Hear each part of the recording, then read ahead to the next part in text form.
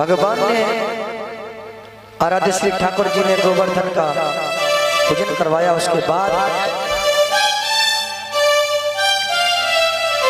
इंद्र का जो घमंड था वो चूड़ हुआ। इंद्र भगवान के चरणों में दंडवत प्रणाम करते हुए कहने लगा, प्रभु बहुत बड़ी भूल हो गई मुझसे, हम नहीं समझते थे कि आपका अवतार हो चुका।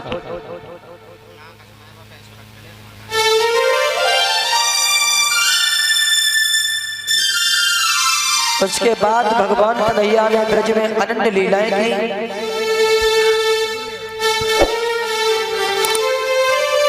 एक बार महाराज भगवान कन्हैया बड़े भैया बलराम और भगवान कन्हैया गायों को चराने तो जाते ही थे। एक दिवस की बात है,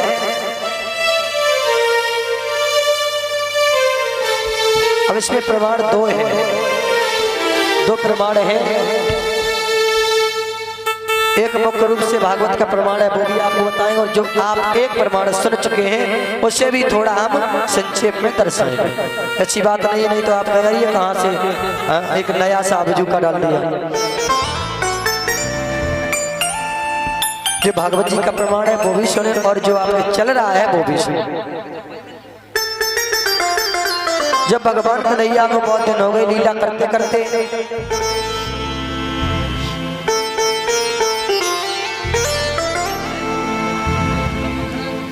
महाराज जमुना के कुलन में ऐसी एक जगह थी जहां पर एक कालिया नाग रहता था, और वहां का पानी बड़ा ही विषैला था। इतना विषैला था कि धोखे में अगर पशु पक्षी भी वहां से कट जाते थे तो पशु पक्षी वहां से कट नहीं पाते थे, उसी में गिर के खत्म हो जाते थे। इतनी उसकी भाप थी, क्योंकि महाराज उसमें जो कालिया नाग रहता था इतना पानी लहू के तरीके से खोलता था कि लौ उठती थी, उसमें तरंगे उठती थी जल में, विष के कारण। इतना गर्मीला पानी, विषीला पानी था।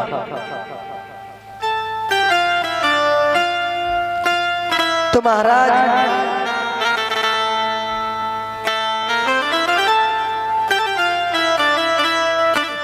एक बार भगवान कन्हैया और सभी ग्वाल वाल गऊ चराने के लिए गए। उस समय बलराम भैया नहीं गए।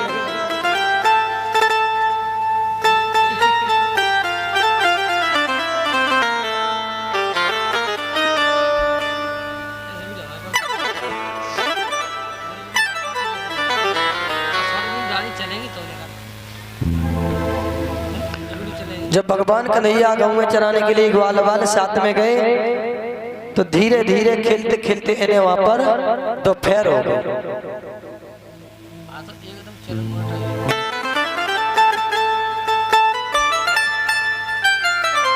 एवं सहा भगवान कृष्णो वृंदावन गोचर वयो राम मृत्ते राजनम कालिंद्री सखियान भृतम। एक दिवस वृंदावन की कुलन में जो तट था, बड़ा ही विषैला तट था,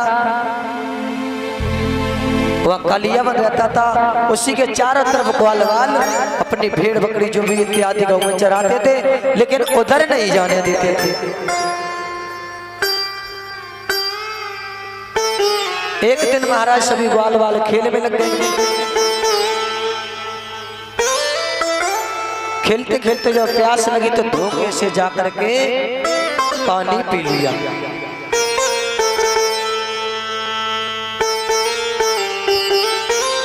धोखे से जाकर के पानी पी लिया तो ग्वाल वाले सभी अचेत हो गए, उनकी गाय भी अचेत हो गई। और भगवान कन्हैया सोचने लगे अब तो बहुत बड़ी समस्या है, ये तो भैया बलराम साथ में होते तो बच भी सकते थे। आज तो बड़े भैया बलराम भी साथ में नहीं, ये हुआ कैसे? लेकिन भगवान कन्हैया ये भी सोच रहे हैं कि जो कालिया बने इसका उद्धार भी करना मुझे कालिया नाग का।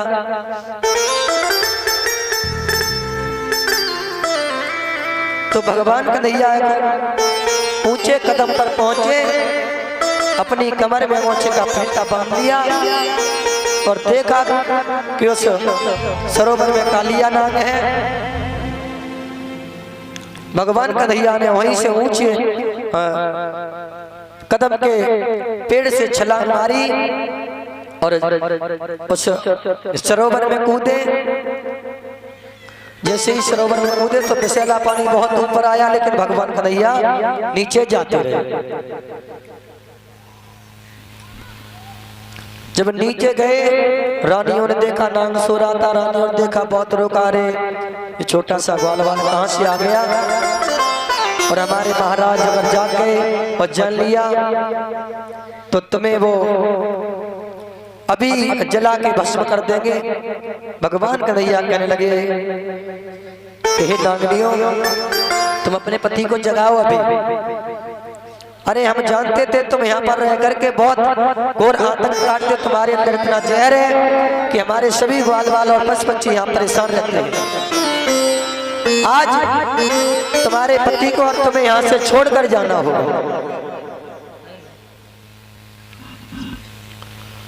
नागनिया समझाती रही, नहीं बोले महाराज चले जाओ,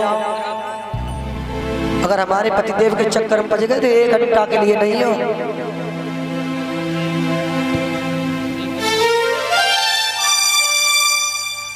लेकिन महाराज नहीं माने। तब तक नाग जाग गया और भगवान के कमर में घंटा लगा लिया। अब ये तो यही छोड़ो। एक बार की बात है कि महाराज भगवान कन्हैया एक बार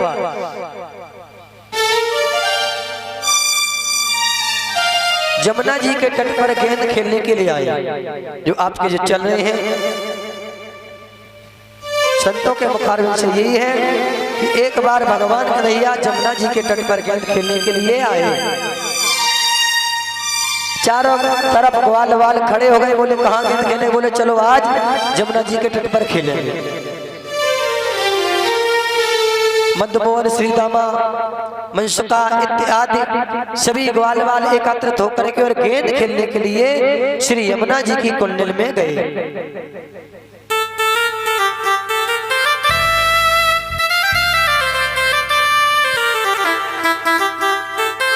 और इसी के बीच 51 मुद्रिकाओं से सम्मानित कर रहे हैं भैया गौतम साक जी, इसी गांव के सोनापुर के हैं। 51 मुद्रिकाओं से सम्मानित करें भैया के लिए। एक बार जोर से तालियां तो बजा ही सकते हैं।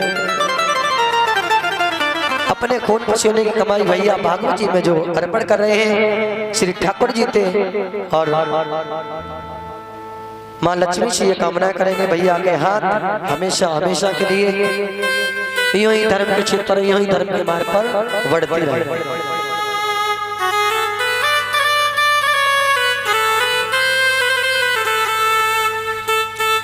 तो महाराज गेंद खेलने के लिए बोले कहाँ जाएगा? चलो यमुना की कुंड में खेलेंगे। और भगवान कन्हैया उनको तो उस नाग का उद्धार करना था। तो महाराज गेंद खेलते खेलते अपने अपने डंडा निकाल लिए। इधर से कोई टोल मार रहा, कोई उधर से टोल मार रहा, दौड़ दौड़ के गेंद खेल रही है। इधर बलराम भैया कहने लगे कन्हैया गेंद ही खेलते रहो और कुछ भी करना है। जैसे ही बलराम भैया ने सारा किया, भगवान कन्हैया ने ऐसा टोल मारा, अर गेंद जाके जमुना जी में।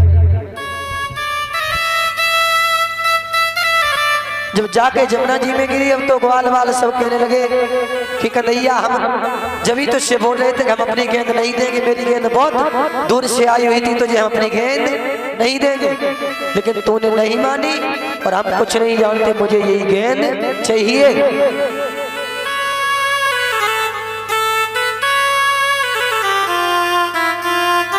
बोले अब कैसे देंगे? ये तो गेंद चली गई और वहां पर तो बहुत विशाला पानी, हम तो नहीं जा सकते। बोले मुझे कुछ नहीं मालूम, मुझे अपनी गेंद चाहिए। पहले ही मैंने बोल दिया था।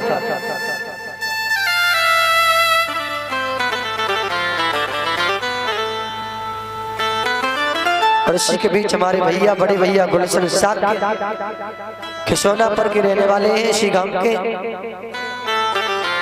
ये भी 51 मुद्रिकाओं से हमारा सम्मानित करे हैं। अपने खून पसीने की कमाई छोटे भैया को सम्मानित कर रहे हैं। कामनाएं करेंगे श्री ठाकुर जी से, माता लक्ष्मी से, इनके यहाँ हमेशा आपका निवास रहे और भैया के हाथ हमेशा सुख और धर्म की तरफ बढ़ते रहे। बोलिए गोविंद भगवान की। महाराज अब तो श्री दामा को समझाने लगे कि अरे चल छोड़ दूसरी गेंद लेना। बोले नहीं, गेंद मुझे यही गेंद चाहिए। बोले अब कैसे मिलेगी? बोले हम क्या जाने कैसे मिलेगी। भगवान कन्हैया तो ये चाहते ही थे कि कैसे जमुना जी में जाए। भगवान कन्हैया गए और कदम पर चढ़ करके और फिर से जमुना जी में कूद गए। बात एक ही है, नाम को ना था, नाम को निकाला, लेकिन फर्क दो हो गए। एक जगह तो भगवान कन्हैया ने ग्वालवाल ने पानी पिया और एक जगह गेंद खेली। अब जो आपकी इच्छा हो वो प्रमाण मान सकते हैं। बोलिए गोविंद भगवान की। तो महाराज उसी समय कालिया नाग को ना था और कालिया नाग कहने लगा प्रभु हमारा उद्धार कीजिए। श्री आराध्य ठाकुर जी कहने लगे कि जाइए, आज से आप इस वृंदावन में नहीं रहोगे। बोले प्रभु फिर कहाँ जा सकते हैं? या इस जल को छोड़ के, हमारा तो जीवन ही जल है, भला ऐसे छोड़ के हम कहाँ जाएंगे? और अगर हम जल से बाहर निकले तो गरुड़ हमारा भक्षण करेगा। तो भगवान कन्हैया कहने लगे आप अपने फन को ऊंचा करके मुझे ऊपर ले चले। आपके फन में मेरे चिन्ह हो गए पगों के, अब तुम्हें कोई सताने वाला नहीं। बोले प्रभु रहने के लिए कोई जगह? बोले आप जाकर के रमणी पर्वत पर विराजमान हो, वहां गरुड़ कभी पहुंचेगा ही नहीं। तो महाराज इस तरीके से भगवान कन्हैया ने उसका उद्धार किया।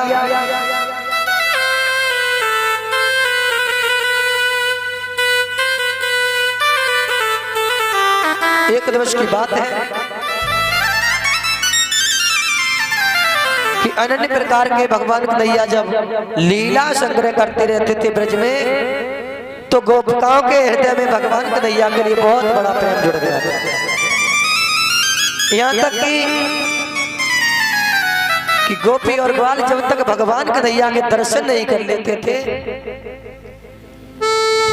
तब तक गोपी और ग्वाल अनमने से रहते थे। जब आराध्य श्री ठाकुर जी बांसुरी बजाते थे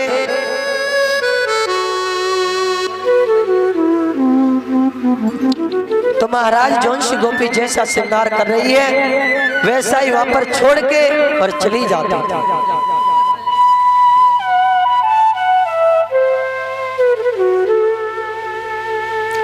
एक बार सभी गोपी और ग्वाल इकट्ठे हुए, बोले प्रभु हम आपके साथ नृत्य करना चाहते हैं। भगवान कन्हैया कहने लगे देखो अच्छा नहीं होगा, एक पुरुष के साथ और कोई स्त्री नृत्य करे तो अच्छा नहीं माना जाता है। बोले नहीं प्रभु हमारा आपके सिवाय कोई है ही नहीं।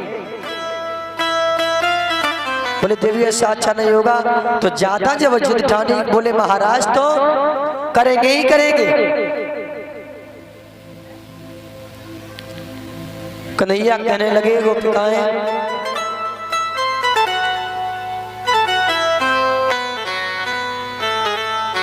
महाराज का कोई समय नहीं है। तो जब गोपिकाएं जिद ठान जाती हैं